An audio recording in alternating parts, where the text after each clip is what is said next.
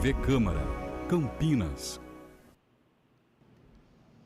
Olá, muito boa tarde para você que assiste a TV Câmara Campinas. Começa agora a primeira parte da reunião ordinária. Hoje é um evento em comemoração aos 501 anos da Reforma Protestante. Para isso, a Câmara Municipal recebe o professor de História e Teologia da Faculdade Claretiano, Antônio Reis Teixeira Soares, e a reunião vai ser presidida pelo vereador professor Alberto.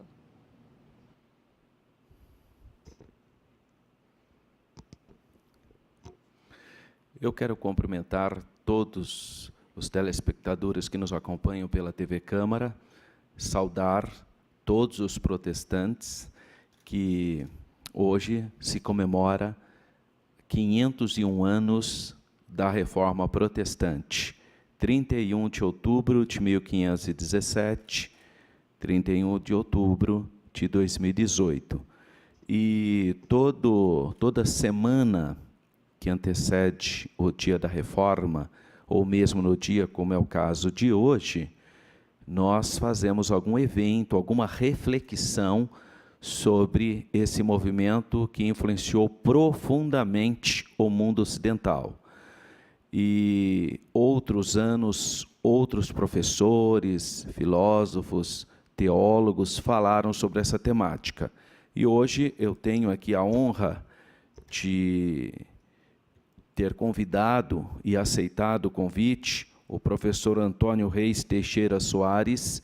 O professor Antônio Reis é professor, é formado em História e em Teologia e estará, então, nesse dia tão importante que celebramos o Dia da Reforma Protestante, fazendo uma reflexão, falando um pouco sobre vários aspectos dessa riqueza histórica, cultural e espiritual tão grande que foi e tem sido o pensamento da Reforma.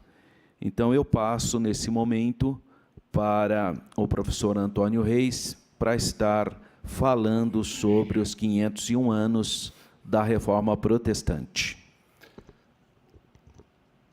Eu agradeço pessoalmente ao professor Alberto por esse convite, por poder estar aqui para estar falando sobre esse evento que, para nós protestantes, é um marco, né? Basicamente, a Reforma Protestante não se configura um marco exclusivamente para o movimento protestante. Ano passado, nos 500 anos da Reforma, tivemos, por exemplo, o Papa Francisco ressaltando as vantagens e os ganhos que a Reforma trouxe. Porque, de uma forma ou de outra, o próprio catolicismo precisou dar uma determinada resposta para tudo aquilo que a Reforma trouxe naquele contexto. Às vezes não tão rápida como o próprio católico poderia esperar, mas, paulatinamente, essas respostas foram ocorrendo dentro do próprio catolicismo. E a gente quer, na verdade, dar uma olhada bem próximo do que foi a Reforma, embora em outros anos isso pode até se tornar algumas questões até cíclicas, mas a gente vai voltar um pouco também na própria história da evolução do cristianismo, porque uma das narrativas da Reforma, e na primeira geração, e especificamente em Lutero, é que a Reforma está fazendo um resgate do cristianismo primitivo. E eu gostaria, nessa oportunidade, de poder explorar um pouco o quanto a Reforma é, de fato, um resgate. E outro aspecto também que tenciono estar olhando de perto é que ela não é um movimento estagnado. A Reforma, ela foi se desenvolvendo, ela teve um startup, ela teve um início na sua primeira geração através da grande figura do monge alemão, Martinho Lutero, mas ela continuou na realidade. Tivemos a segunda geração na cidade de Genebra, que deu continuidade a isso e que influenciou profundamente até a economia. Mas, além de ser um movimento religioso, ele tem as suas repercussões sociais, políticas e econômicas. E isso a gente quer dar uma olhada próxima, dar uma avaliada. E eu acho importante, eu basicamente sou de tradição pentecostal, e às vezes se questionam bastante se o próprio pentecostalismo possui uma raiz na Reforma. E no decurso dessa exposição, eu até quero mostrar de que maneira, na realidade, o pentecostalismo ele possui essa herança na Reforma. Porque a Reforma ela se tornou muito ampla com o seu desenvolvimento. Então, como a gente pode olhar para o próprio conceito de Reforma, como está projetado, se define que é um movimento religioso que rompeu com a autoridade da Igreja Católica, dando origem a novas religiões cristãs, ou movimento dentro do próprio cristianismo, na verdade. Então, quando nós nos deparamos com esse primeiro momento em que Lutero ele vai expor as suas teses, contrapondo o contexto da religião cristã vigente, corrente, que era o catolicismo, ele, na realidade, ele tece uma crítica bem específica ao cristianismo vigente, e no contexto dele, pelo menos, a Reforma ela não vai fazer um tratado geral e revisando totalmente o cristianismo. Ele vai pegar de forma específica pontos que ele é discordante. Tanto que ele não considera que a igreja por si só está totalmente errada naquilo que afirma e naquilo que defende.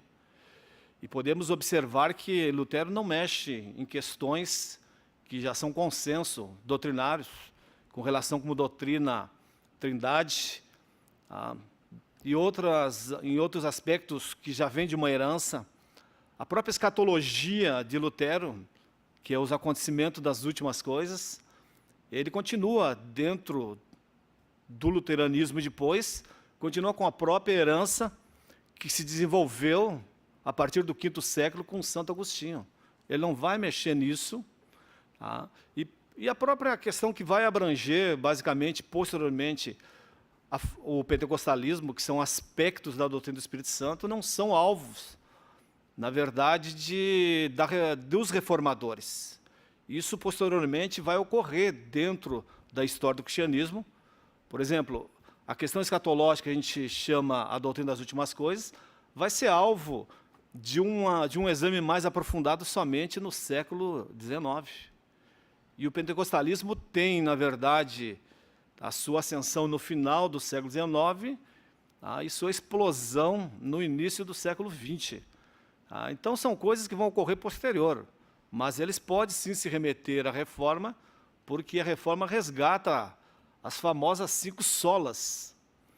Aí, somente as Escrituras são pontos comuns entre o próprio movimento pentecostal e o movimento dos reformadores.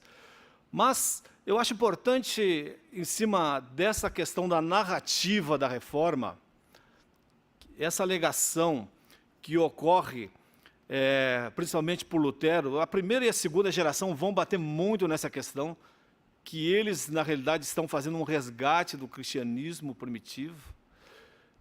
Eu acho importante a gente dar uma olhada para ver em que se configurou realmente esse resgate e o quão amplo foi na realidade. Às vezes a gente tem uma determinada dificuldade de poder fazer essa leitura, exatamente porque nós desconhecemos, por uma questão até do nosso contexto nacional, de publicações sobre os primeiros 4, 5 séculos do cristianismo. E, basicamente, o protestantismo ele não trata, às vezes, tanto com o desenvolvimento da teologia cristã nos primeiros séculos. E hoje se remete muito, o cristianismo contemporâneo se remete muito, às vezes, a fazer uma leitura do período da Reforma e dos reformadores. Eu sempre verifico e vejo que algumas análises têm suas conclusões em que a igreja atual precisa, na realidade, voltar ao resgate, tá, dos seus valores, e eles pontuam que esse resgate deveria ser no período da Reforma. Mas o curioso é que os próprios reformadores buscaram voltar, na verdade, muito antes disso. Buscaram voltar, na verdade, ao seu período patrístico. E é importante a gente fazer essa leitura. Por que eles olharam para isso? Porque, na realidade, algumas leituras que eles fizeram na época, eles entenderam que, em cima das fontes que eles possuíam, o cristianismo vigente no catolicismo era, na verdade, um desvirtuamento da origem cristã dos primeiros séculos. Então, é importante que a gente possa ter essa leitura e dar uma olhada um pouco mais atrás para ver o que levou o próprio catolicismo a ter esse afastamento. E é vital que, através dos contatos dessas fontes primárias, a gente possa identificar o que ocorreu para que o próprio catolicismo tenha se afastado. Mas o curioso de tudo isso é que a intenção primária de Lutero não foi dividir a igreja. A sua ideia, na verdade, era restaurar a igreja. E eu sempre gosto de comentar que não foi Lutero, na realidade, que criou a cisão. Não foi ele que deu origem ao protestantismo. Quem fez isso foi o clero católico, quando ele optou por excomungar Lutero. Então, a divisão ocorreu por uma posição da igreja vigente ao escolher, na verdade, que não queriam se reformar. E essa reforma tão desejada por Lutero, de uma forma micro, ela vai ocorrer depois, quando a Igreja Católica tem a percepção de tudo que passa a acontecer, quando explode, na verdade, o movimento da reforma, e ele começa a sair do âmbito religioso, e ele atinge, na verdade, os âmbitos sociais. Nós temos a reforma radical que vai ocorrer, tá? Ele vai para o meio social, ele vai atingir âmbitos econômicos, porque muitos países que já estão em desacordo com a própria Sé romana, em função de sentir que os estados estão sendo descapitalizados em função da remessa de impostos que tem que mandar para a Sé romana, eles vão fazer uma opção. Então, existe esse aspecto econômico e existe o aspecto político também, porque, ao abraçar o protestantismo, esses estados, na verdade, tá, eles vão se tornar autônomos em relação à igreja, e eles também vão ganhar poder econômico. Tudo isso, a reforma no seu nascedouro passa a propiciar. E isso não foi uma percepção que ocorreu no primeiro momento com o clero do catolicismo, quando passou, na realidade, a lidar com essa dificuldade. Agora, o curioso de tudo isso é que todos esses questionamentos iniciais que vão ocorrer nesse reformador, eles vão ocorrer no âmbito da academia, porque ele, na verdade, era um professor em que, nos anos anteriores à reforma, a data que marcou, na verdade, as promulgações das teses, ele estava dentro da academia, estudando literatura bíblica, ensinando como professor epístolas que nem Romanos e Gálatas. E então brota, na verdade, de dentro da Escritura, essa reflexão que ele vai fazer, quando ele observa o que está ocorrendo dentro da Sé com a questão das indulgências.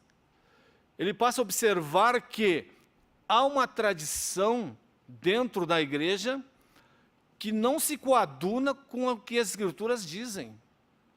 E aí que é vital que a gente possa dar uma olhada no período dos primeiros pais da igreja e observar que, Basicamente, a partir da morte dos últimos apóstolos, anos 100, até 312, a igreja praticamente ficou numa condição que possuía as lideranças que foram produzidas com o desenvolvimento da própria história, e eles começaram a se preocupar com o cristianismo e com o que, de fato, era o legado, e que legado era esse do cristianismo.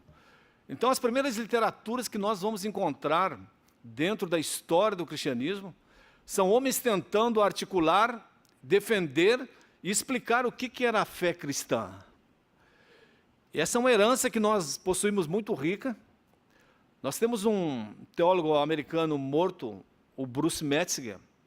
Ele falou em vida ainda que a quantidade de literatura produzida nos primórdios do cristianismo ela foi tão ampla que se nós não possuíssemos nenhum manuscrito bíblico, nós poderíamos reescrever todo o Novo Testamento somente de citações que esses homens faziam das Escrituras.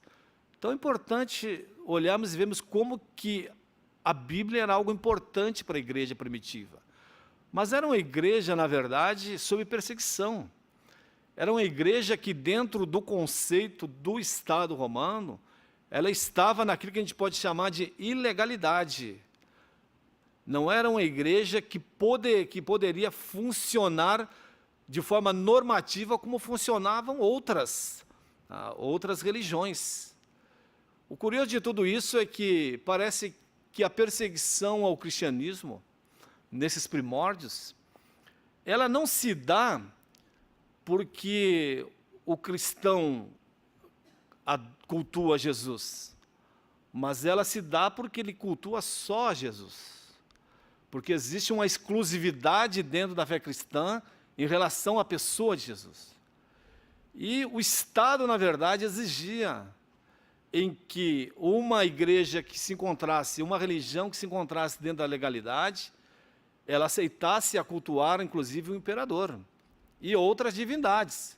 E o cristianismo não trabalhava e não funcionava dessa maneira. E por isso que o cristianismo primitivo, às vezes, era taxado de ateísmo, porque no contexto pagão do Império Romano, uma religião que tivesse uma única divindade era considerado uma religião ateísta. Então, são contextos que vão permitir o desenvolvimento do cristianismo e a não permissão, na realidade, do seu funcionamento como uma religião aprovada. Mas essa reflexão toda é para que possamos também entender que quando nós chegamos no quarto século, 312, com Constantino, e ele permite a existência de forma legal, então, do cristianismo, não que tenha se tornado a igreja oficial, não é com Constantino que o cristianismo se torna a religião oficial, isso só vai acontecer posteriormente. Mas o cristianismo, quando ele ganha essa autonomia, o curioso é que ele existia dentro do Império Romano, que tinha uma população de 60 milhões de habitantes. E mesmo sendo proibido a existência dele, 10% de todo o império eram cristãos. E aí eu sempre penso que o Estado, ele pode ter leis que propiciem o funcionamento de uma religião que nem o cristianismo. Mas o que garante a subsistência do cristianismo é somente quando o povo de Deus possui uma aliança com Deus. Aí as leis do Estado e de garantia em relação à religião, elas podem ser adequadamente utilizadas. Mas quando não existe uma aliança desse povo com o seu Deus, as leis, elas não são eficazes como poderíamos pensar num primeiro momento. E o grande resultado disso é o que ocorre posteriormente quando o cristianismo se torna uma religião oficial, em que precisa se adaptar a algumas exigências do Estado, e com a queda em 476 do Império Romano, precisa se modificar para receber dentro ou debaixo de suas asas os bárbaros que estão adentrando dentro desse espaço que a igreja habita. E aí nós olhamos que muito do que se defendia nos primeiros 4 séculos passou-se, na verdade, a ser abandonado. Aliás, existe um compêndio vasto de literatura do período, fontes primárias que a gente pode embasar todas essas afirmações. E é somente a partir daí que surge a figura forte do Papa. Alguns dizem que o primeiro grande Papa é Gregório o Grande, né, 590, que talvez esse tenha sido o primeiro grande Papa, né? Mas é vital que nós possamos entender que essa relação da Igreja com o Estado, embora ela tivesse um aspecto benéfico no primeiro momento, as suas resultantes não foram. Agora, ocorre também, nesse momento, algo super interessante, e é isso que vai ser importante para a gente olhar para a Reforma. Tá? Santo Agostinho, na Cidade de Deus, ele fala muito sobre o poder temporal e o poder atemporal. E, logicamente, que a igreja ela tinha uma posição de submissão ao Estado dentro desse contexto que ela estava. Mas, em cima da teologia de Santo Agostinho, a igreja começa a trabalhar esses conceitos em que o poder atemporal que ela possuía era maior que o poder temporal que o Estado possuía. E aí se chega a um ponto em que o poder religioso se sobrepõe ao poder do Estado. E aí, na verdade, a igreja ela se torna praticamente o próprio Estado. Tá? E isso é um desenvolvimento que vai ocorrer, tá, através de toda a Idade Média. Mas, lógico que não vão ficar vozes sem clamar o contrário dentro da Idade Média. Nós temos movimentos que foram sufocados por todas as lideranças católicas que emergiram dentro desse conceito da teologia de Santo Agostinho. E a teologia de Santo Agostinho é o que vai, de fato, marcar, na realidade, toda essa ascensão do catolicismo, em que passa toda a Idade Média de forma muito fortalecida, mas na parte final, pelo menos da Idade Média, passa a se enfraquecer, muito em função da centralidade de poder, de riquezas e de domínio de terra.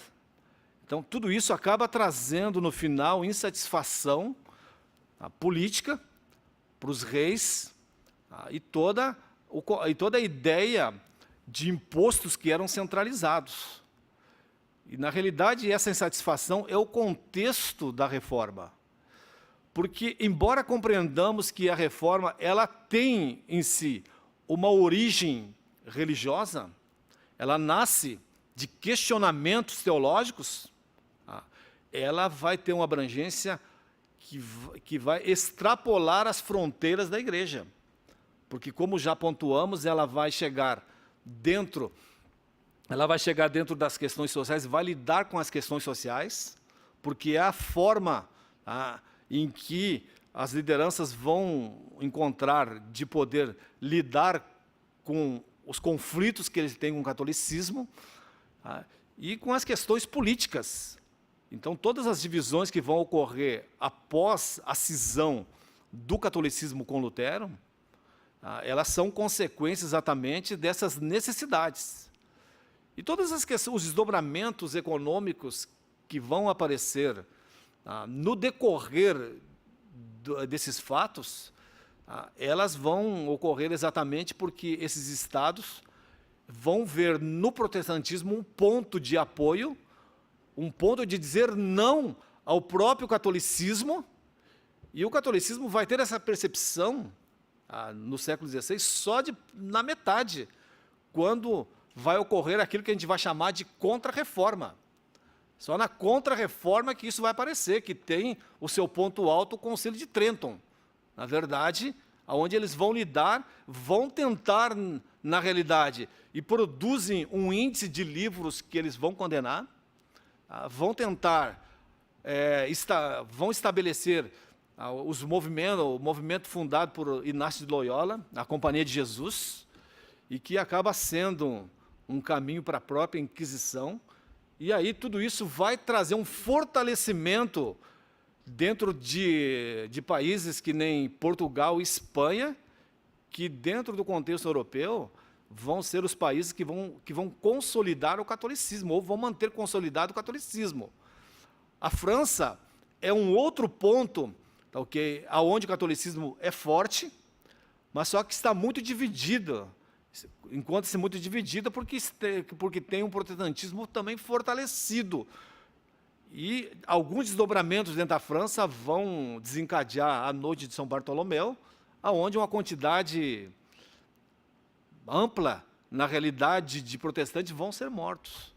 Agora, o curioso é que todos esses embates e esses conflitos, eles vão desencadear numa debandada, na verdade, de muitos protestantes, principalmente para a América, né? Se nós olharmos o contexto da Inglaterra, todo o desdobramento que levou à fundação do anglicanismo, ele vai ter uma resultante de perseguição também, dentro do próprio movimento protestante, aos puritanos, e os puritanos são uma ala do protestantismo que vai abandonar, na verdade, a Europa e vai para os Estados Unidos para fundar o reino de Deus nas Américas. Mas essa reação ocorre porque o puritanismo, já dentro daquele contexto avançado da Reforma, está pregando um resgate das Escrituras, que eram os primórdios, na verdade, da própria Reforma protestante. O luteranismo, então, Martinho Lutero, a grande figura, monge agustiniano, critica costumes clericais, fluxo, corrupção, divulgação das teses. E acho que um ponto importante que vai dar uma característica para a Reforma é que a Reforma ela nasce, na realidade, de um contexto agustiniano, porque Agostinho era um monge agustiniano. E você pega Zwinglio, depois, em Genebra, ele vai trabalhar os contextos sobre soteriologia, agustiniano também. O seu herdeiro, depois, João Calvino, vai desenvolver isso. Ele vai ter um vínculo tão grande com a teologia de Agostinho, que, por exemplo, na sua Magnus Opus, né, na sua grande obra, ele cita mais de 400 vezes Agostinho. Então, existe um vínculo muito grande da Reforma nessa primeira geração com Agostinho. E aí eu acho importante olharmos por que a Reforma, em seus primórdios, ela é agustiniana. Existe uma cisão, na verdade, entre a ala da Igreja Antiga latina e romana, latina e grega. E o que o contexto da Reforma nos faz saber é que os reformadores das primeiras gerações, da primeira e segunda geração, eles têm acesso a material em latim. E poucos são os materiais disponibilizados em grego. Erasmo de Roterdã é quem vai trabalhar um pouco com alguns pais gregos. Mas esses primeiros reformadores, eles tomam, na verdade, a teologia de Santo Agostinho como a teologia que representa a ortodoxia primitiva.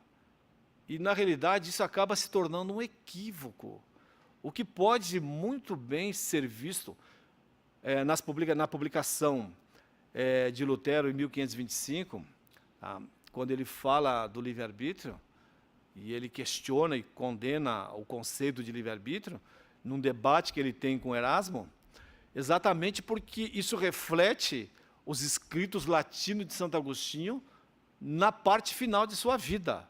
Ele morre em 430, a partir de 420 ele começa a ter alguns escritos que ele passa a corrigir. Então toda essa herança final de Agostinho, ela é representada na estruturação de algumas doutrinas dentro do movimento protestante, porque era uma das poucas fontes que os reformadores tinham acesso do cristianismo primitivo. Então, para Lutero, quando ele defende a reforma protestante no âmbito doutrinário, usando toda a sua formação augustiniana, ele toma que isso, de fato, é uma defesa do cristianismo original. E Erasmo chama a atenção dele para isso.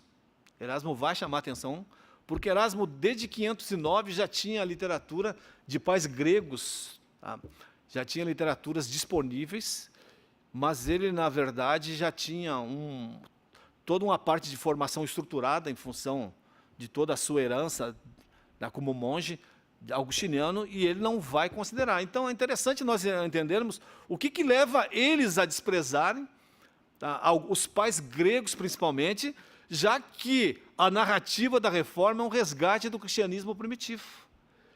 E, posteriormente, no desdobramento da reforma, nós começamos a observar que alguns outros reformadores vão ter acesso a esse tipo de literatura e eles vão começar a rever pontos.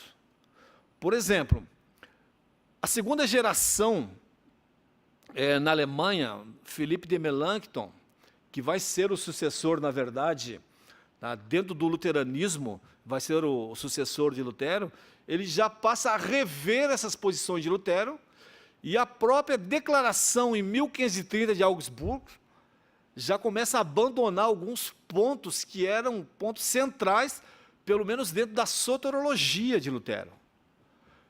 Então, as declarações luteranas vão começar a refletir esse acesso da igreja luterana a outros materiais, buscando o quê? Buscando que, de fato, a reforma se configure naquilo que ela se propunha, que era o quê?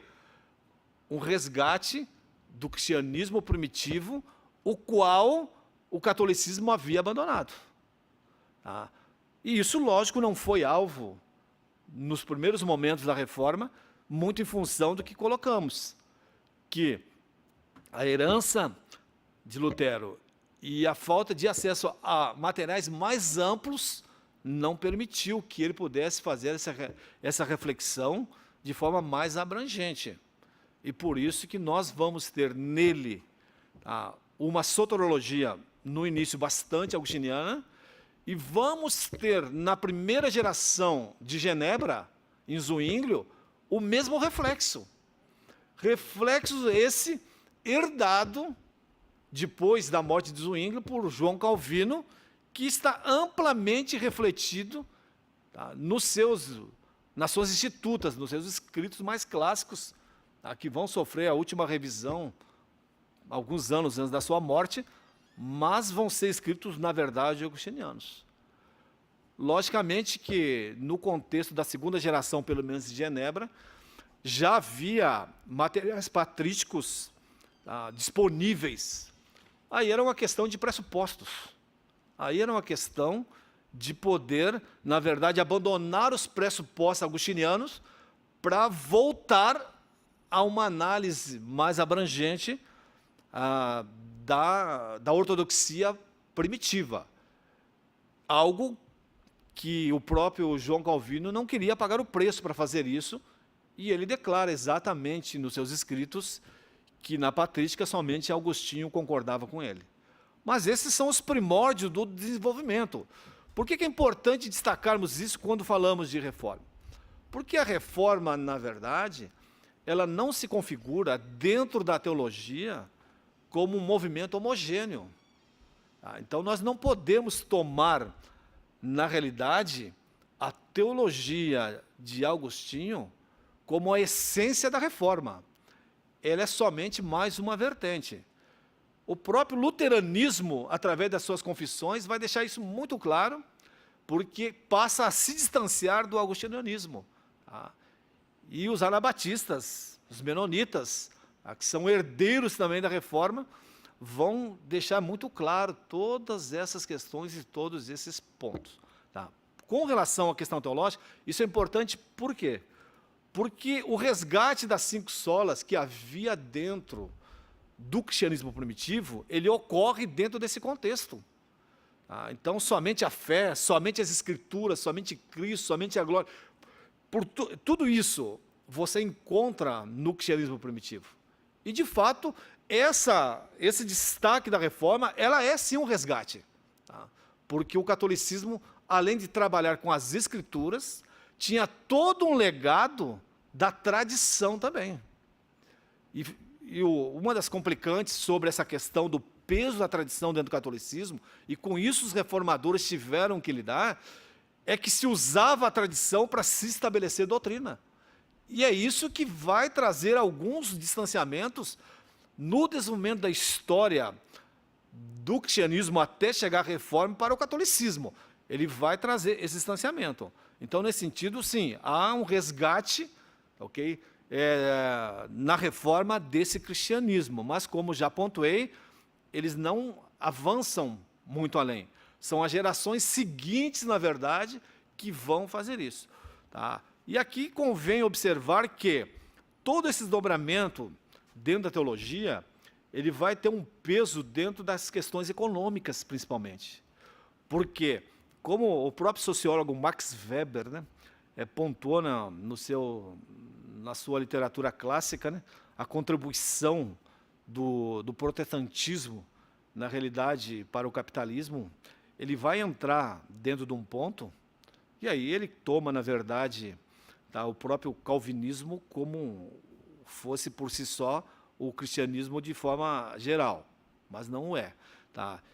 Por quê? Porque, na verdade, o protestantismo vai falar nessa vertente, em que vai trabalhar com os conceitos de predestinação, e vai dizer, na realidade, que um dos sinais que você é um eleito, tá?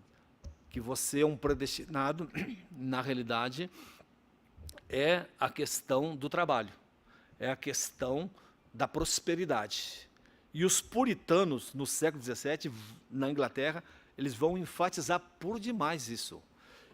Porque a questão surge, na realidade, como que você sabe de fato que é um eleito de Deus? E o conceito vai estar arraigado em que, se você for uma pessoa próspera, isso se configura em que você é um eleito. Então, esse foi um impulso, na verdade, que ocorreu dentro da área econômica. Logicamente que, quando nós olhamos para o campo teológico, em cima dessas doutrinas, você vê resquícios das modernas teologias da prosperidade, tão aclamada dentro do movimento neopentecostal, em que enfatiza a prosperidade como evidência de salvação. Tá, ok? Há raízes, então, dentro do próprio puritanismo para esse movimento, tá, ok? Embora não tenha tido a sua origem propriamente dito, tá, ok? Nesse lastro, tá, da reforma. Ok? Então, houve também as reações, como já pontuamos, nas questões das revoltas sociais, tá? A partir do momento que a Europa começou a se desvencilhar, na realidade, tá, do peso do próprio papado, ou começou a ocorrer essas revoltas, ok? E houve aí as contribuições dentro do campo político, tudo, na verdade, consequências dessa cisão que ocorreu, tá, entre o catolicismo com o próprio Lutero e a própria Alemanha, na verdade, que vai abraçar o protestantismo, né? Num primeiro momento vai haver uma divisão dentro da própria Alemanha de protestantismo e catolicismo. São guerras, na verdade, que vão resolver isso e vai tornar a Alemanha totalmente, tá, ok, protestante. Mas são ganhos, por quê? Porque os estados param, a partir do momento que eles trazem o protestantismo para dentro, vamos dizer assim, dos seus muros, eles param de ter prejuízos no sentido de que não precisam mais remeter os seus impostos para a Sé Romana. Essa é uma resultante desse primeiro momento. Tá? Então, nesse âmbito, os estados passam a se organizar. A Europa, na verdade, abraça, por uma questão política, vai abraçar, tá, ok, o protestantismo. Agora, eu acho importante nós também entendermos a forma, porque às vezes a gente pode fazer uma leitura simplesmente de uma ordem natural. Aqui Lutero conseguiu sair vivo de todos os confrontos com a Sé Romana, tá? Porque a igreja se encontrava num período, né, de baixa, em que não havia mais tanto poder concentrado dentro da igreja, mas nós precisamos acreditar que Deus usou toda a estrutura do próprio Estado para preservar a vida de Lutero e deu o respaldo para ele, na verdade. Deus usou todos os meios naturais para poder salvaguardar esse homem que foi o ícone da Reforma, e ele é a grande figura da Reforma.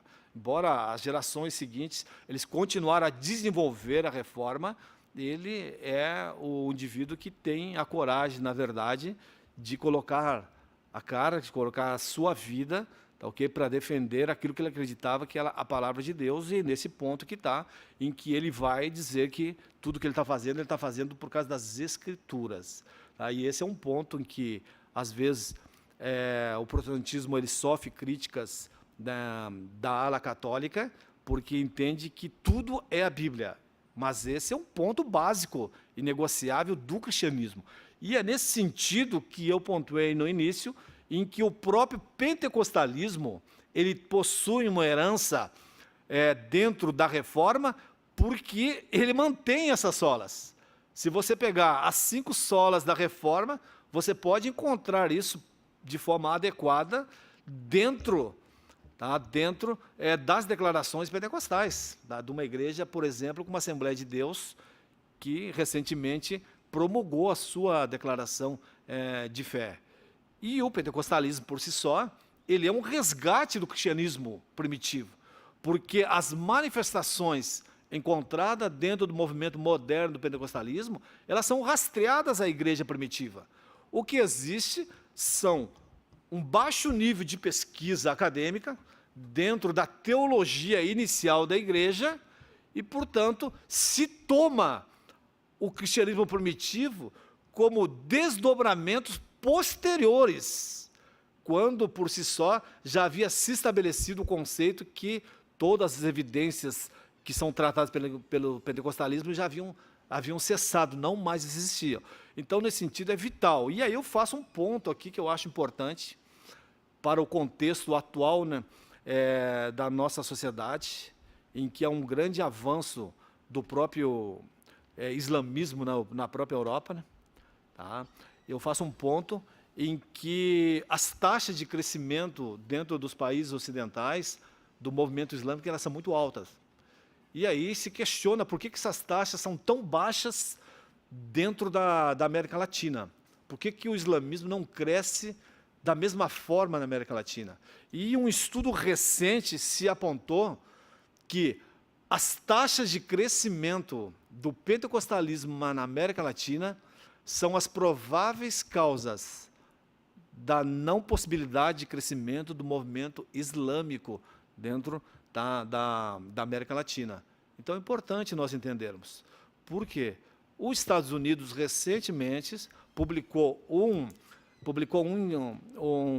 uma pesquisa em que dentro de 20 anos não mais existirão igrejas históricas. Igrejas históricas são muitas igrejas que têm a sua herança dentro da Reforma. São igrejas não pentecostais. Tá, okay? Então, é importante nós entendermos que estudos têm apontado para o final de um modelo das igrejas protestantes tradicionais. E estudos indicam, na realidade, em que o pentecostalismo é quem vai fazer a Reforma continuar viva, exatamente por manter em defesa as conquistas da Reforma. E os últimos censos do IBGE de 2012 têm dado conta do crescimento das igrejas pentecostais no contexto brasileiro muito alto e até o decrescimento de igrejas históricas. Então, eu deixo esses destaques para que possamos entender que é totalmente legítimo quando nós encontramos igrejas de raízes pentecostais comemorando esse dia como o dia da Reforma, como um dia importante dentro do protestantismo. E só para poder encaminhar para o final, destacar também que outros desenvolvimentos que foram ocorrendo dentro dentro da reforma, porque a reforma não pode se limitar exclusivamente somente àquele período inicial. Nós temos reforma na própria Holanda, tá?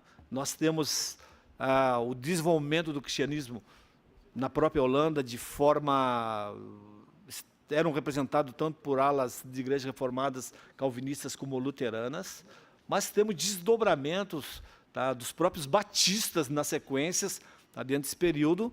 Então, tudo isso, na verdade, levou a reforma à frente e podemos sim dizer que somos reformados, porque os alicerces e as raízes da reforma encontram-se bem vivas nessas igrejas citadas.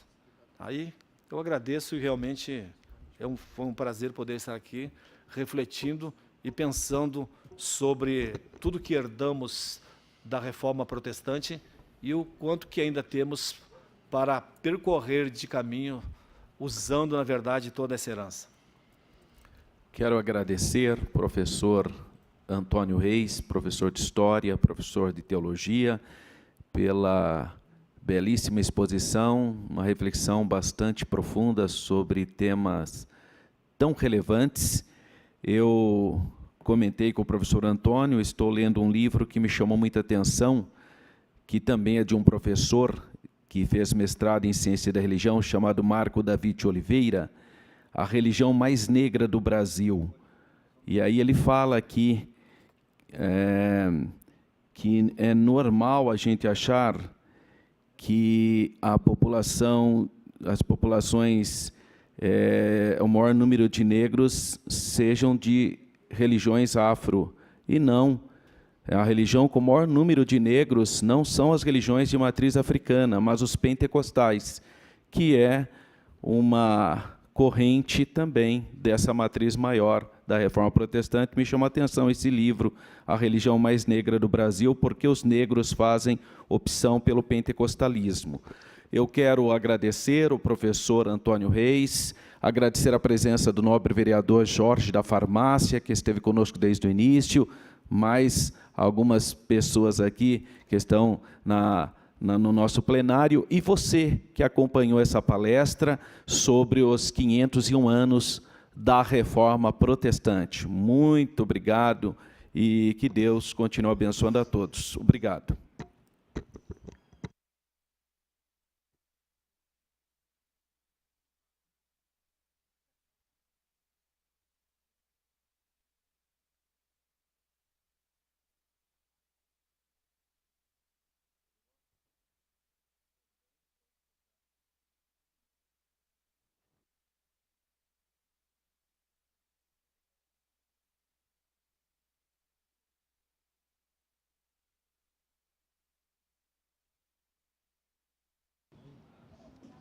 Terminou agora há pouco, então, o evento em comemoração aos 501 anos da Reforma Protestante, e daqui a pouco você fica com a reunião ordinária de número 68. TV Câmara, Campinas.